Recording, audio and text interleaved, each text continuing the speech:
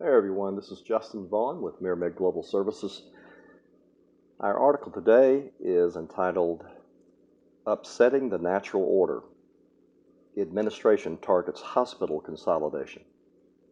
Let's begin. One of the leading theories meant to explain the formation of celestial bodies such as stars, planets, and moons postulates that particles of mass and dust created by a primordial explosion, i.e., Big Bang, were forced to eventually coalesce at random points in the universe due to gravitational effects. There was a consolidation of smaller mass objects that ultimately formed larger mass objects. The end result of this conceptualized model seems to have worked out pretty well, at least for those of us who get to inhabit this beautiful blue ball. That trend toward consolidation may be part of the natural order of all things. Except for the occasional hermit, individuals tend to gravitate toward community. Individual tribes and city-states eventually formed nations. Nations went on to create even larger collectives, the British Commonwealth of Nations, the European Union, the United Nations, just to name a few. So it's not unusual when we see the merging of other kinds of entities as well. For example, this model of consolidation has been observed in the healthcare industry in recent years, with more and more facilities coming under the ownership of one large health system or another. But what many see as a natural move toward uniformity and efficiency, others view as a threat to consumers. It is with this latter view in mind that the White House released this month an executive order entitled Promoting Competition in the American Economy. The order addressed a number of economic sectors, but more importantly for our purposes, it made specific mention of what it perceives to be a growing lack of competition in the drug and hospital industries. This section is entitled The Broad Strokes. A fact sheet released by the administration concerning the executive order outlines the directives that may cause a few concerns for those looking to join forces with other facilities. Among other things, the order seeks the following objectives. Number one, lower prescription drug prices by supporting state and tribal programs that will import safe and cheaper drugs from Canada. Number two, encourage the FTC, the Federal Trade Commission, to ban pay for delay and similar agreements by rule. Now, by way of background, big brand drug manufacturers have in the past paid competitors, generally generic manufacturers, to stay out of the market. That's what we mean by pay for delay. The order seeks to end this practice. And third, to save Americans with hearing loss thousands of dollars by allowing hearing aids to be sold over the counter at drugstores.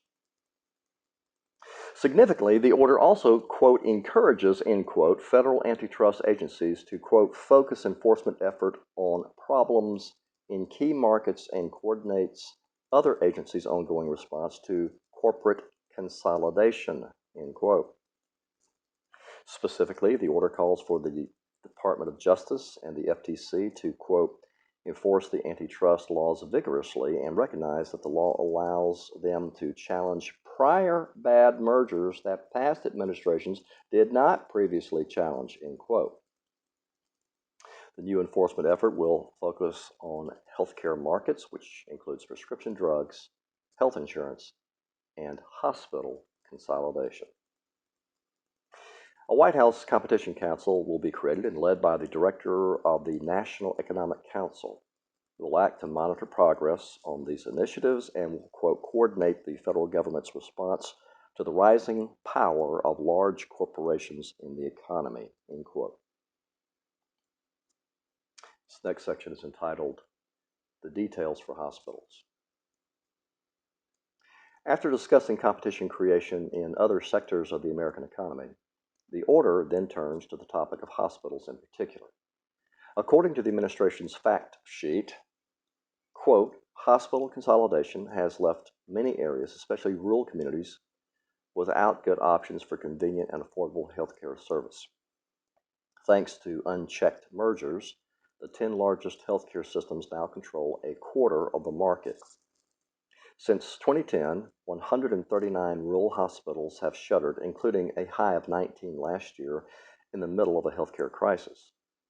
Research shows that hospitals in consolidated markets charge far higher prices than hospitals in markets with several competitors. End of quote.